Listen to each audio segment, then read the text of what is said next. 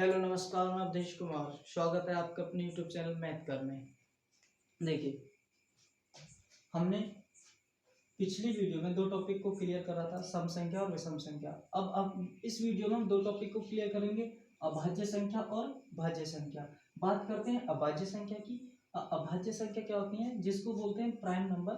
जिस संख्या के केवल दो गुणनखंड होते हैं उसको हम अभाज्य संख्या कहते हैं। जिस संख्या के केवल दो गुणनखंड होते हैं उनको हम अभाज्य संख्या कहते हैं। या फिर दूसरे शब्दों में समझ लो, जिस संख्या को केवल दो ही संख्याओं से काटा जा सकता है, या वह संख्या जो केवल अपने आप से और एक से कटती है, वह संख्या अभाज्य संख्या कहलाती है। ऐसी संख्या जो अपने आप से और केवल एक से कटती हो, वह संख्या अभाज्य संख्या कहलाती है। इसका मतलब है, वो कटने का मतलब होता है भाग दी जाती हो, और किससे दी जा रही हो? अपने आप से और एक से। तो इसका मतलब हो गया वो दो चीजों से भाग दी जा रही है। दो संख्याओं का मतलब हो गया उसके दो फैक्टर हैं। हमेशा ध्यान रखना, कोई संख्या किसी से भाग दी जाती है, वो जिस संख्याओं से भाग दी जाएगी वो ही उसके फैक्टर कहलाते हैं। जैसे मैंने बोला दो, तो बताइए दो किससे भाग दे सकते हो? एक से और दो से। तो इसका मतलब यही इसके क्या हो गए? ये फैक्टर हो गए इसके। यही इसके क्या हो गए? फैक्टर।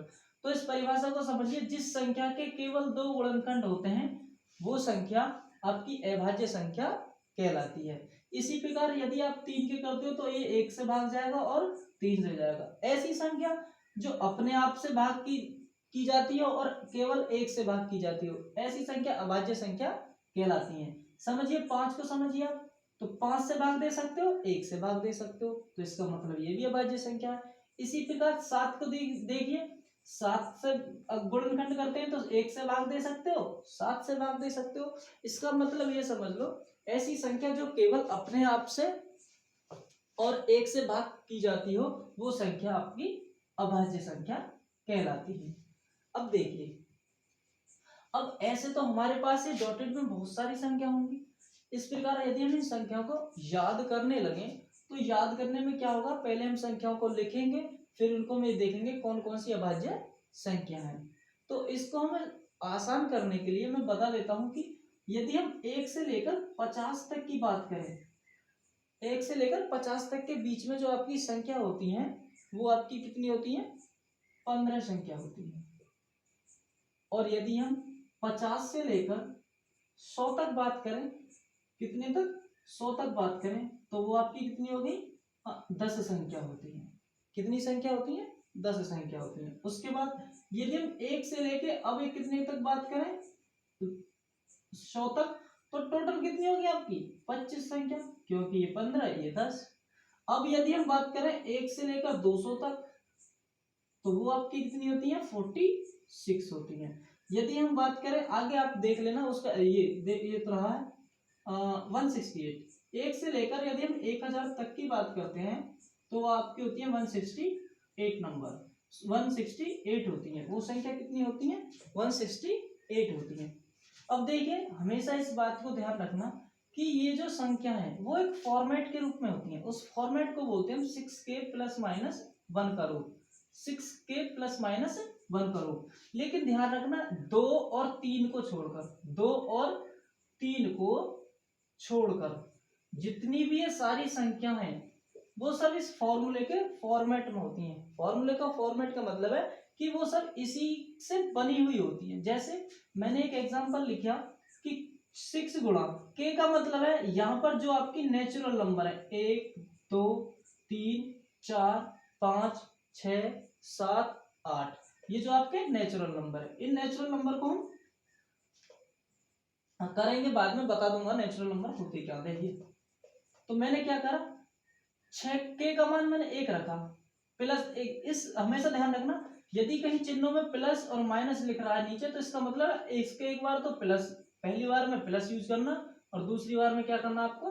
माइनस यूज करना। इनका मतलब होता है कि दोनों चिन्हों को मैंने एक बार में दर्शा दिखा दिया है। अदरवाइज तुम देखिए, इस चीज को ऐसे लिख सकते हैं, मैंने लिखा कहीं a प्लस माइनस बी, तो इसी चीज को मैं दो प्रकार में लिख सकता हूँ। एक बार में a प्लस बी और दूसरी बार में लिख सकता हूँ a माइनस बी। तो ध्यान रखना, जब हम दो चीजों को एक साथ दर्शाना चाहते हो तो पहली वाले को ऊपर लिखते हैं और दूसरे वाले को नीचे लिखते हैं। तो हमेशा ध्यान रखना अपने वाली चीजें। तो देखिए अब यहाँ पर हुआ क्या, मैंने आपसे बोला हमारी एक हमेशा किस फॉर्मेट में होती है, 6 के प्लस माइनस 1 के फॉर्मेट में होती है। देखिए यहाँ पर मैंने क्या कहा, 6 इंटू 1 प्लस 1 हो गया, तो ये कितना आएगा, ये 7 आ गया। देखिए क्या ये 7 इसमें है, बिल्कुल है।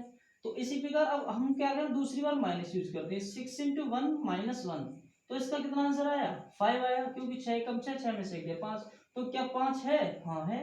तो इस फॉर्मेट में इसका मतलब ये हुआ कि हमेशा ध्यान रखना ये जो जितनी भी संख्या है वो 6 के प्लस माइनस 1 के फॉर्मेट में लिखी हुई होंगी।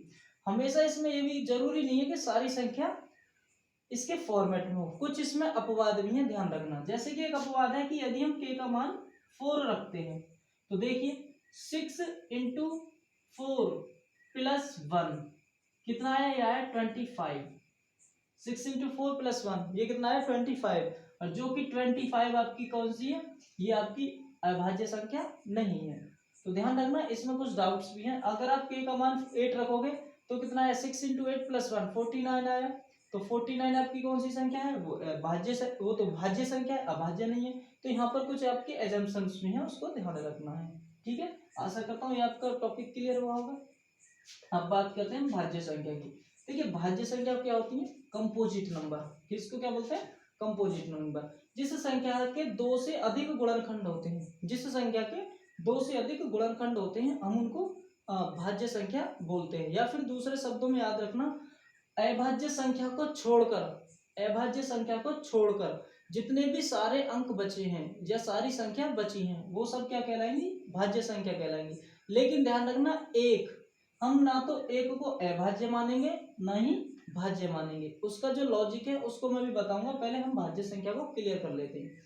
तो मैंने बोला जिस संख्या के 2 से अधिक गुणनखंड होते हैं या फिर अभाज्य संख्या के बाद जो भी संख्या बची वो आपकी भाज्य संख्या कहलाती है। ध्यान, इसने कहा जिस संख्या के 2 से अधिक गुणनखंड हो। तो बताइए 4 के गुणनखंड कितने हैं, गुणनखंड का मतलब है ये संख्या हमको किससे काट सकते हैं। तो मैं 1 से काट सकता हूँ, मैं फिर 2 से भी काट सकता हूँ इसको, फिर मैं 4 से भी काट सकता हूँ। तो देखिए इसके पास कितने फैक्टर हैं, 3, तो 2 से अधिक है तो ये हो गया भाज्य संख्या। अब आप 6 को लीजिए, 6 में कितने हैं, देखो 1 से काट सकते हो आप, 2 से काट सकते हो आप, 3 से काट सकते हो और स्वयं 6 से भी काट सकते हो। तो इसका मतलब इसमें कितने फैक्टर हैं, 4। तो वो बताइए 2 से अधिक है, तो जिस संख्या के 2 से अधिक फैक्टर होते हैं वो आपकी भाज्य संख्या कहलाती है। अब 8 को ले लीजिए, 2 से काट सकते हो, 4 से काट सकते हो, फिर 8 से काट सकते हो। 3 को ले लीजिए, 3 को 3 से काट सकते हो, देखिए 1 से भी तो काट सकते हो इसको, 1 से भी काट सकते हो 8 को। 3 को 9 को किससे काट सकते हो, 3 से, फिर 9 से और फिर 1 से। हमेशा ध्यान रखना इनके फैक्टर 2 से अधिक ही आएंगे। ऐसी संख्या जिस संख्या के 2 से अधिक गुणनखंड हो या फैक्टर हो, या ऐसी संख्या जो 2 से अधिक संख्याओं से कट जाती हो उसको हम भाज्य संख्या बोलते हैं। अब एक इसका कौन डाउट रहा, एक क्या रहा, एक। देखिए मैंने एक को ना तो भाज्य माना और ना ही मैंने अभाज्य माना। इसका कारण क्या है, गौर से समझना। यदि मैं एक को काटूं तो किससे काट सकता हूं, केवल मैं एक से काट सकता हूं, फिर दोबारा काटूंगा फिर एक से काट सकता हूँ, फिर दोबारा काटूंगा एक से काट सकता हूँ। कहने का मतलब हुआ संख्या तो हमारी एक ही रही, तो एक ही तो आया। तो हमेशा ध्यान रखना इस बात का कि जो एक का फैक्टर कितने हैं, एक ही है, या एक को हम कितने से काट सकते हैं, एक से। तो एक बात को ध्यान रखो, ना तो ये इस वाले रूल को फॉलो कर रहा है और ना ही ये इस वाले रूल को फॉलो कर रहा है। क्योंकि पहला रूल कह रहा है बच जाएगा कि जिस संख्या के केवल 2 गुणनखंड हो, इसका तो केवल एक ही है। ये कह रहा है कि 2 से अधिक हो, इसका तो केवल एक ही है।